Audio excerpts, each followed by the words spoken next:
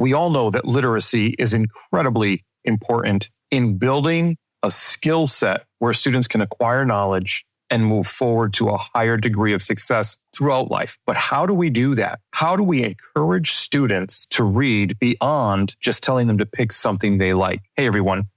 Dr. Jones here, host of Seeing to Lead, a podcast designed to handle those everyday issues that we face as leaders. And this week, I talked to Nikeya Jarrett, otherwise known as my favorite librarian. Nakia has had so many experiences around literacy in her life that she's now dedicated herself to early literacy and making sure students become readers for life. She does this by building a culture of reading. You're going to hear about a lot of different ways she accomplishes this. One of my favorite happened to be giving the gift of knowledge. What's that, you ask? Well, students leave for vacation, and in that little present they get, it's a book or 2 books to let them know that when they have downtime, they should be learning somehow. Or the idea of handing out periodicals, just anything to get some reading going. Because building that literacy, that culture of reading, really shows students that knowledge is power. So Nakia explains to us, it's about engagement, it's about modeling, and it's about showing students the importance of literacy. You are going to learn so much from this conversation with Nakia that I'm sure you're going to want to reach out to her. But I ask this. First, take a moment, subscribe to the show, rate it, and review it. It helps out more than you can imagine. I'd really appreciate it if you take the time and then share it so others can benefit just like you. Now, enough from me. Let's hear from Nakia on Seeing to Lead. I go back again to that early literacy piece. You need a great classroom teacher. You need amazing classroom teachers. I love being a librarian. It is my heart and my joy. I'm very thankful that someone told me early on to do it. But a classroom teacher is so important because that child's experience is going to determine how they continue to have an educational experience later on.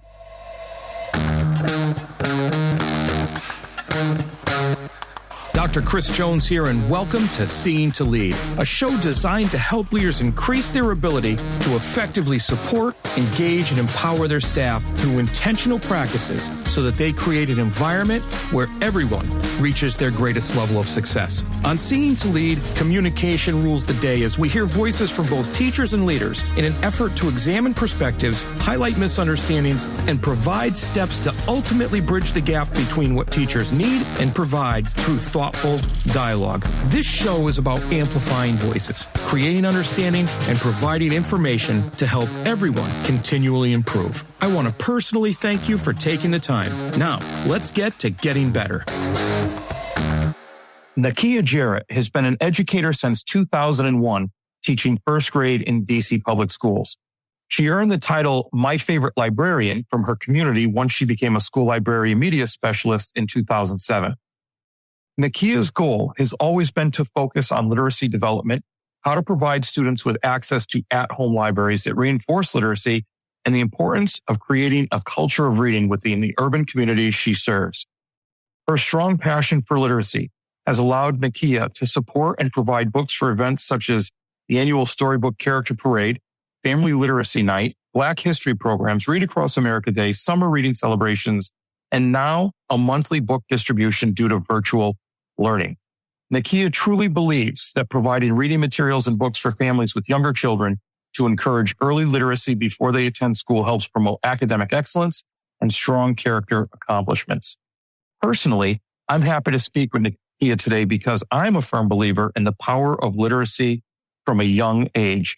And from our pre-recording conversation, there is so much more to Nikeya than I just talked about in her bio, but I'm sure that might come out. So Nikeya, welcome to the show. Hello, Mr. Christopher Jones. How are you today?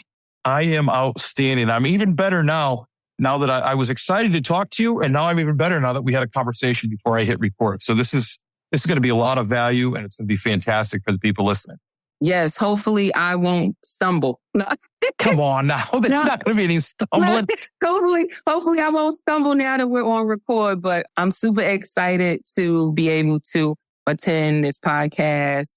I was telling you that this is my first time actually doing a podcast on Zoom, but I'm excited. So I'm ready for the questions. I know we're on record.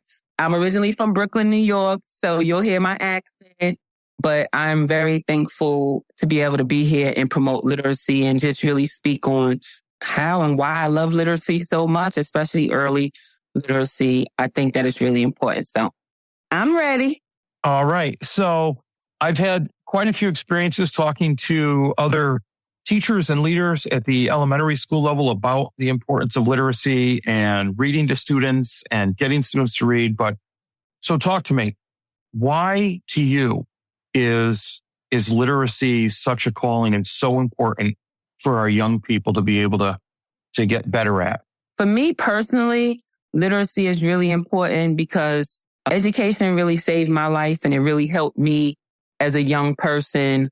In high school, I did okay in high school. I actually was a nursing major in high school, which in Brooklyn, New York, to be able to go to school and find a career path is important. That was important to me. So being accepted to Clara Barton High School for medical and nursing professions, I started out nursing major. I applied to colleges for nursing, but I definitely can say that my experience in nursing in my junior and senior year allowed me to realize I did not like blood and guts.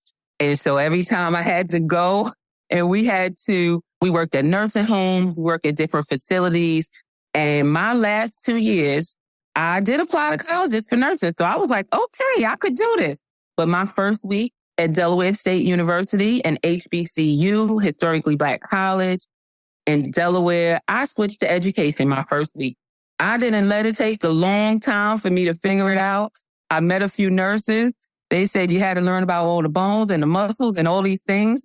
And I was like, I'm not sure if I'm going to be able to remember. I want to have a good college experience. And so, again, that first week, I switched to education, not really knowing the impact that it would have on myself, my students, my community, my beautiful daughter, Naomi, and just being able to educate.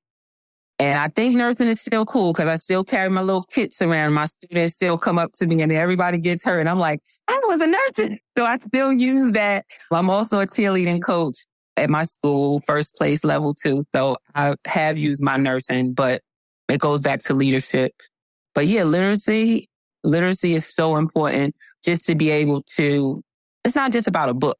It's about knowledge. And that's what's important to me is knowledge is power. Being in college, I did different pageants, ran for Miss Delaware State University, even leaving college. But education was always my slogan. Education is the key to success. Knowledge is power. And that all ties into literacy for me. And so education is so important. However, you get to education, it can be from a book. It can be, from just a wise person giving you knowledge, but opening up a book and having that literacy is really important. Reading some directions and know where you're going is really important. Most definitely. And, reading directions, I wish everybody would still read directions instead of just get told directions from their phone or their Google Map or whatever. Listen, we had to photocopy the MapQuest now before we went on those road trips. Yeah, absolutely. I remember highlighting different highways on paper maps before when I was going to go someplace, but I might be dating myself a little bit if I get into talking about paper maps. That's all right. That showed you how to get somewhere. Now everybody's listening to somebody else's voice. And I tell you, every time I listen to a voice, I get lost. So, you said something really important that I really like. The idea that people learn different ways. Education is the key to success. And that really, when we talk about literacy, all stems from literacy in different areas, whether you're talking about the ability to read a book, whether you're talking about able to access terms in biology or how to navigate social media or the news. It's all about literacy. So how do you raise awareness around that in your position in a school to get people to understand it? It's about more than just cracking a book. For me, I was very fortunate, and I can say this now as I look back, but I felt it then, but really now, I was fortunate to work in a library in high school. Growing up, I was like, okay, by the time I become a teenager, I'm going to get a job. I was so excited to get a job. But I also was this young lady that was like, okay, but I'm not going to work at a fast food place. I do not want to smell like French fries and burgers. So that was just me. But at that time, a lot of people, you could only really get jobs in fast foods. I was like, it's a library. And near my high school, I had to connect to 2 trains. So it was literally in the middle of the 2 trains that I had to connect. And it was in a rough part of Brooklyn, New York. But I don't know. I went in there and I don't think I had a resume, but I some kind of way figured it out. I probably did have a resume. It might have been written. I'm going to date myself. No, but either way, I was so fortunate that I was able to get a job at Brooklyn Public Library, Franklin Avenue branch, because they have different branches in Brooklyn Public Library. And I worked there all through high school. When I tell you, again, when I speak of Brooklyn, New York, it's a great place, but I'm speaking of the, early 90s, the late 90s, early 90s, 2000s. But working there, I helped a lot of friends. That were struggling in high school that had assignments, that had different things. I'm like, you guys just come on to the library. It's the coolest place you can be. Like, you really can get your work done here, And they were like, well, I mean, if you're working at the library, maybe we'll come there on a Saturday while you're there and then we'll hang out after. So for me, it was really important that early on, I had that experience. And then I was always an advocate that I looked across the street and it was an elementary school. And I will always say, how great would it be to have that connection? Elementary school across the street from a library. It's no way the children shouldn't be the readers, love reading, the culture of reading. And so I've always been an advocate about that. Always been an advocate that if you're a school librarian, you definitely have to have the connection with the public library. Working in a public library allowed me to gain so much knowledge about the culture of people. Depending on what area of Brooklyn you were in, the culture of people were different. But when you were in that library, everybody was one. Everybody was there for literacy, for knowledge, for power. Even if they came there for events. One place that I worked at in grad school, I loved it.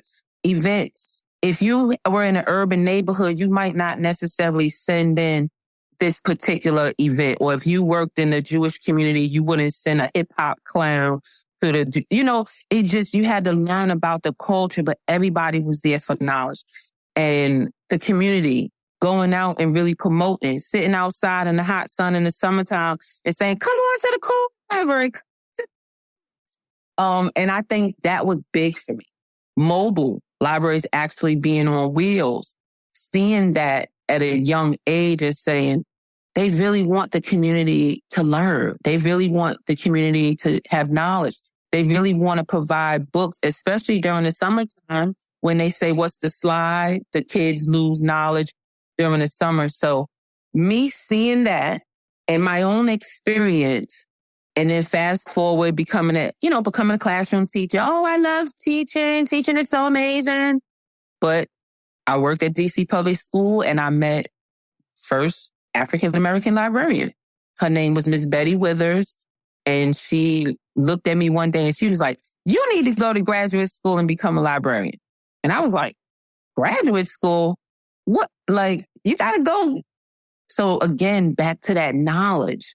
So it's important for us. And I always say this, each one, teach one. If you know something, teach someone else so that they can teach the next person so that they can grow and become a leader and become something great. But if you hold it to yourself, how is that really going to help? So for me, it's really been big on community, building that community, that the literacy, even giving out pamphlets, even I would help people. Oh, what's the best books for my students for the next school year? That's a big thing for me. If you want that information, I'll give you for the next 2-3 school years. Right. Hey, just because the child going to middle school, let's get them some 7th grade, 8th grade, 9th. I tell my students, and this is the honest truth. I tell my students, if you are not 2 grade levels ahead, you are behind. I don't really know how I came up with that, but powerful. It makes them just want to at least get on grade level. So supporting your teachers and students seems to be a struggle. They just don't seem to be engaged.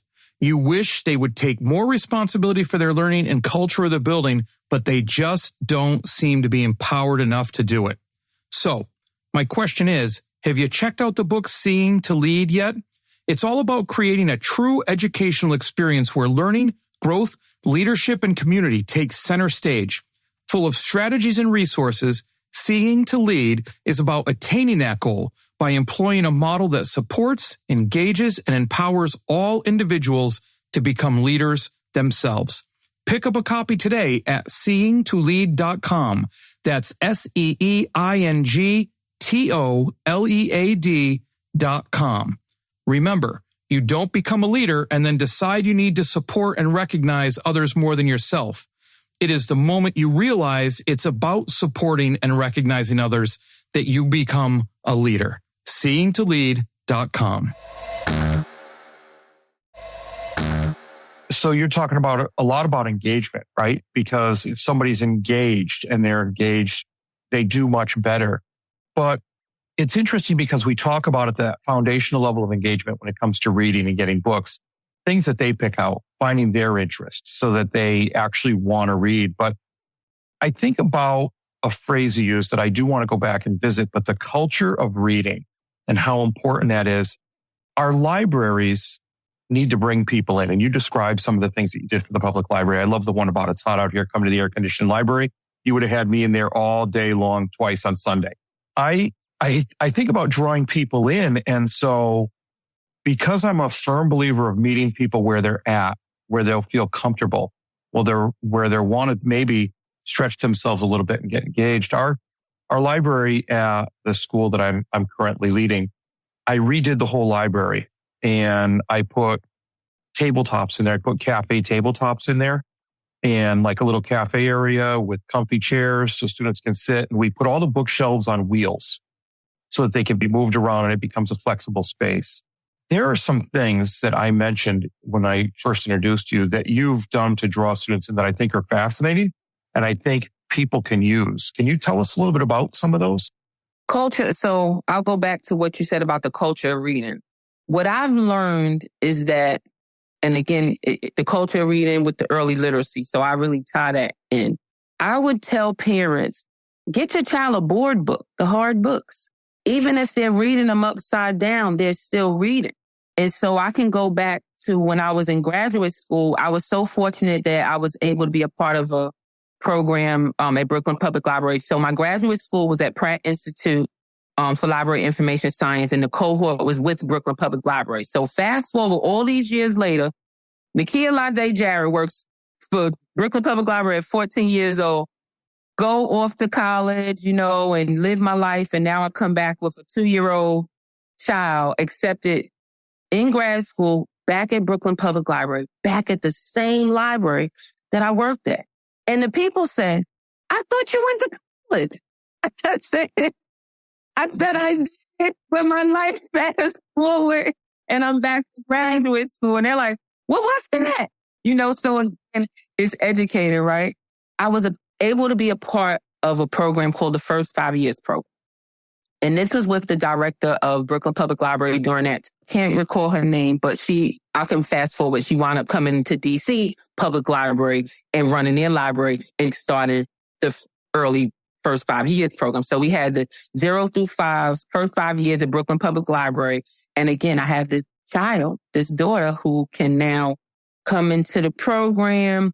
She can see how the program is because it's first 5 years, 0 to 5 years, where we would let parents know from birth, from 0 to 5. Like you start from 0 from the child at the time that the child is in the womb to 5 years old. They will become some strong readers and leaders. They will really have the culture of reading. They will have literacy, full of literacy. It won't be a problem when they start school and their teachers are introducing them to books. So 0 to 5 years. So that program I was able to be a part of and study and have my hands in, as well as my daughter. And then fast forward, when I finished graduate school, I came to DC Public School, and the librarians there, as well as DC Public Library. We worked together, and it was the same director. She wound up coming to DC. And so they started a first 5 years program. And so I've always been an advocate of starting from birth. And that was prior to me even becoming a parent. And so what I found is that you got to make it fun.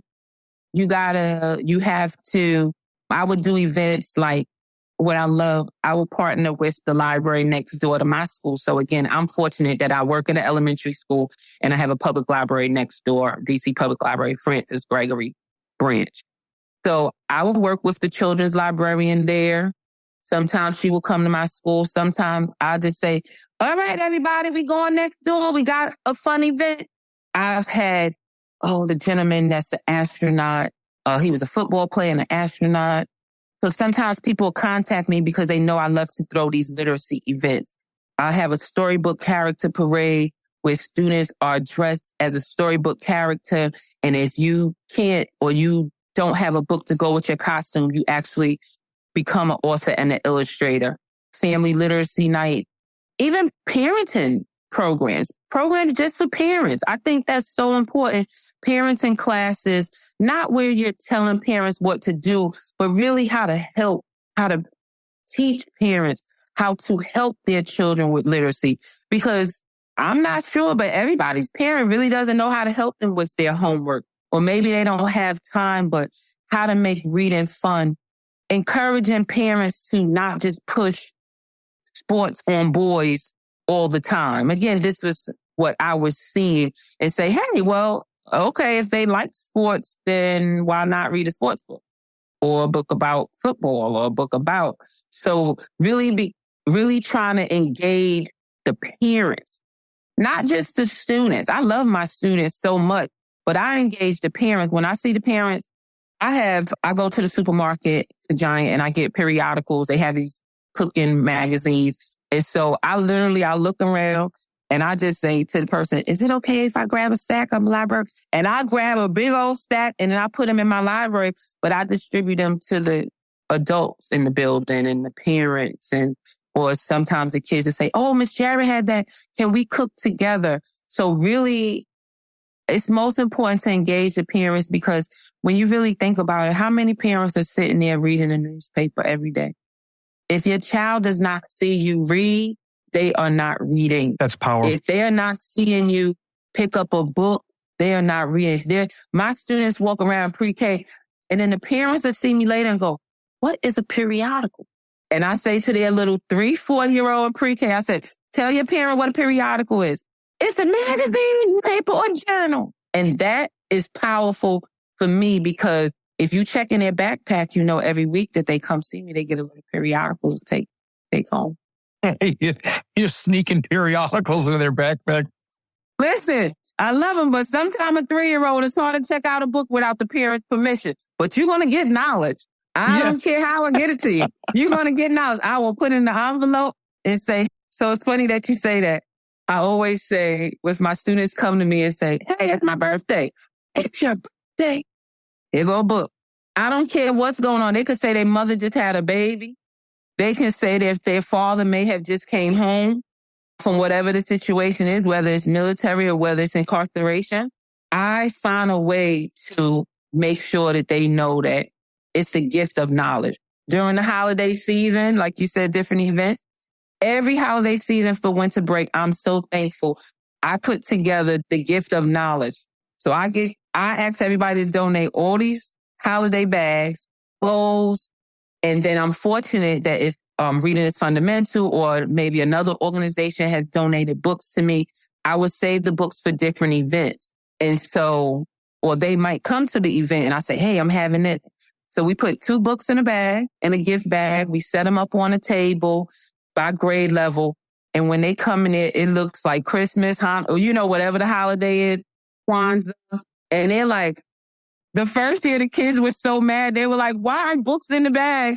Where are the toys? So they were digging through the bag and they were turning the bag upside down and shaking the bag. And when they stripped the bag, a little holiday pencil came out.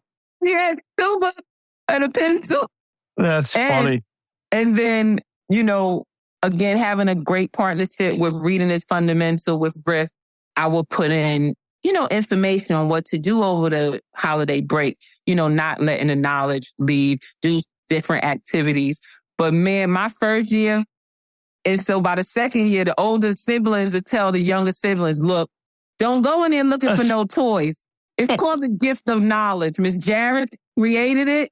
And so you're going to have some books in the bag. And they're like, okay. But even during those events, I've had Miss DC, I've had DC Public, I've had different people in, whether it was community or bigger than that particular community, but come out and speak about literacy, about knowledge, about just being a good citizen too. And so it will be evening events. You have light refreshments. But all the time I didn't provide food. Sometimes they say you got to always provide food for people to come out. But what I have learned throughout the years, and I'm very fortunate that now they are looking for books. They are looking for literacy. And if I have something that my students and the community and the parents are used to, they are looking for that on an annual basis. And so I really try to stick with that. And I've been fortunate that at Ambeers, this is my 10th year there. And I've been fortunate to create a culture of reading, to get people to understand where I'm coming from, and that even when my students walk in my library, depending on the grade level, before you could walk in, I have math flashcards. So I'm trying to and making sure I connect it all around, because we go back to literacy is knowledge, and they get excited. And somebody walk past, I'm like, do you know the answer to this division fact? So when you're talking about this, it makes me think of two things. It makes me think of at the elementary level and even before that, getting students interested, right? Getting them engaged and getting them to fall in love with reading, with exciting them about the gifts, the gift of knowledge. I love all that. That's a super important part to literacy, in my opinion. Also, in my opinion, there's another hard part that comes along in literacy, and maybe you could drop some wisdom on us about this.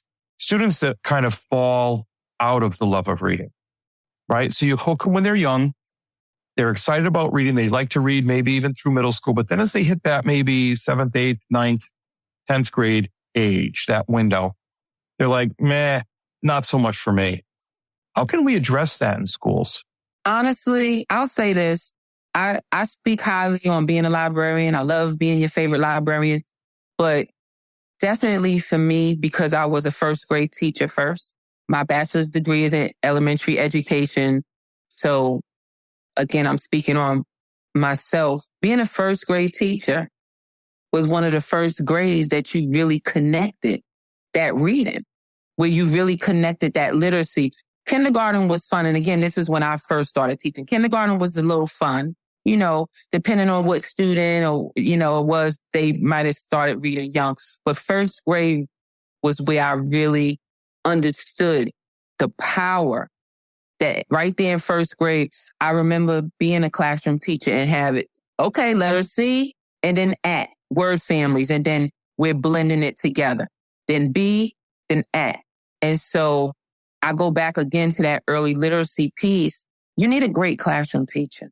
You need amazing classroom teachers. I love being a librarian. It is my heart and my joy. I'm very thankful that someone told me early on to do it. But a classroom teacher is so important because that child's experience is going to determine how they continue to have an educational experience later on. If you're a high school teacher and you hate kids, you should have left that job a long time ago. But it's not fair because you get a new group of kids coming in and maybe they slip in middle school, because middle school is definitely one of the hardest. Middle school is just, parents just forget about the kids. Everybody forget about the kids. They just in this little, not everybody, let me take that back. People just kind of forget that it's just a small time in their education. It's only 3 years. So it's the shortest part of that group of friends that you might know or you might not know. So much peer pressure that you're not even thinking about a book going into high school. You're just happy that you survived middle school. We can't leave our children when they get to middle school. We can't forget about going to their award ceremonies, We can't forget about celebrating who they are. They might get on your nerves, but they have nerves too, and you have to help them navigate through what they're going through. And so if we lose them at that middle school piece, yes, it is hard to grasp them and get them back in high school. They tend to become lazy, right? We're saying they're lazy or they don't want to do things, but we missed it. We got to keep leading them and keeping them on the right track and the right path. Now, what I do say to my elementary students, and I hope that they take this to high school and continue, I say, listen, Ms. Jarrett is here for the culture of reading, but your classroom teacher, that's something different. You're going to read and it's going to be boring. You got to learn things and you're not going to want to learn. To be great, sometimes the literacy might be boring, but that's that nonfiction piece. And I will always tell them, you might think it's boring, but if the more nonfiction you can read, the more you can teach people. That's why I give them the periodicals. I said, if you read this periodical, you can go home and teach somebody what you learned. So the more nonfiction information you get, the more nonfiction you read, the more you can teach someone else. And depending on how bossy they are, they like that. They like that a lot. Goes with one of the comments I was going to make when you talked about middle schoolers getting on your nerves, but they have nerves too. And if there are times for parents where middle schoolers get on your nerves, somebody's doing something wrong. Either they're not being a proper middle schooler or you're not doing the parenting thing right. Because that is a time that is like, wow. My wife teaches 7th grade. And I'm like, I could never. She teaches 7th grade English. And I'm like, I could never. Hearing some of those. She needs to wear a tiara every day, a tiara or crown every single day that she walks in. Tell her your favorite librarian said this school year, I want her to have her fancy crown every single day because I always said I would never teach middle school. But then I wound up being, when I finished graduate school, I actually wound up working at a middle school. And I'm going to tell you this one because, I always got a story.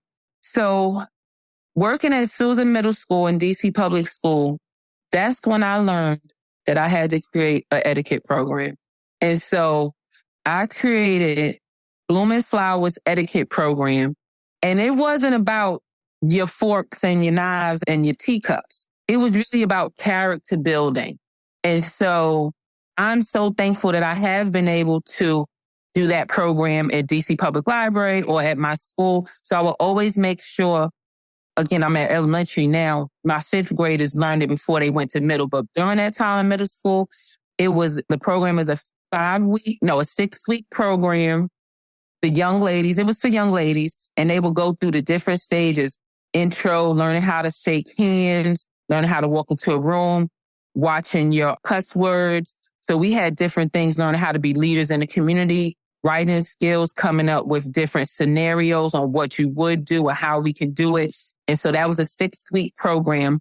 Amazing. And then in the end, we had a pageant because I love pageants.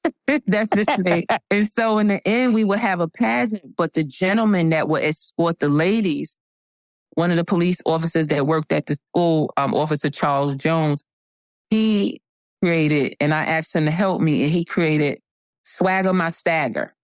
And he had the young men go through his male character building, and then they were able to walk with the young ladies, for the pageant during that time. And that was something that I really, really enjoyed doing, especially teaching my 5th graders how you walk into a room. When you walk into a room and you got a new teacher, or you might be going out for baseball tryouts or cheerleading tryouts or the debate team. Once you leave the elementary level, learning how to write a resume, just becoming that leader and that having that character building within you. But it still goes back to learning. It still goes back to someone actually teaching. It still goes back to someone leading. It still goes back to you seeing an example. We can't just think that our high schoolers and our students are just going to have this. We think they're so smart. I don't understand why people think that they're so smart if they haven't been taught to be so smart. We can't just leave them on this island to be smart, but nobody gave them the tools and the things that they needed. Remember we had those questions, if you was on a deserted island those icebreakers. People don't even do icebreakers anymore. It's all about teaching them how to do the laundry, as you and I were saying before we hit record. Listen, if you don't teach your kids how to do laundry, and Mr. Christopher Jones, that's our metaphor. Teaching them how to do the laundry is teaching them how to survive out here in this world. They cannot continuously walk around here with dirty underwear and think that nobody's smelling. Get it together. Teach your child how to do things. You have to show them. You have to help them. If you don't have time, maybe finding a mentoring program or finding someone that you're close with. I think that people get so caught up that they don't have time. But if someone is important to you, whether it's your child or not, it could be a cousin, a nephew, just try to find a little time for them, a little bit of time just to see where their head is at. Because we speak about mental health, but we don't find out how someone is doing or really how they're acting or why they're being this way, sitting around with a hoodie on in the back of the classroom, and you think that kid is going to be successful and you never found out what was wrong with them. It's not going to cut it. They're not going to be successful. So well said. And it all has to do with literacy. You learn something, you pass it on to somebody else and they pass it on to somebody else, but you've got to have that starting point somewhere. And you've said so much, but unfortunately we're near the end of the podcast. So right? So first of all, we've got to do this again. We've got to talk about some other things again, but there's just not enough time in the day for one episode speaking to you. It's been fantastic. I've got 2 questions that I ask everybody at the end of every episode. Okay. That I'm sure you've got some opinions on. So we're going to hear what you have to say. All right. The first one is, if you were not an educator, what would you be? If I wasn't an educator, which I love so dearly, right? Yeah. If I wasn't an educator, I think that besides, I would love doing event planning and doing big events, but I really think that I would work on the radio. I would be a radio host. I love working on the radio or in front of the camera too. I love being in front of the camera, but I think podcasts are super cool.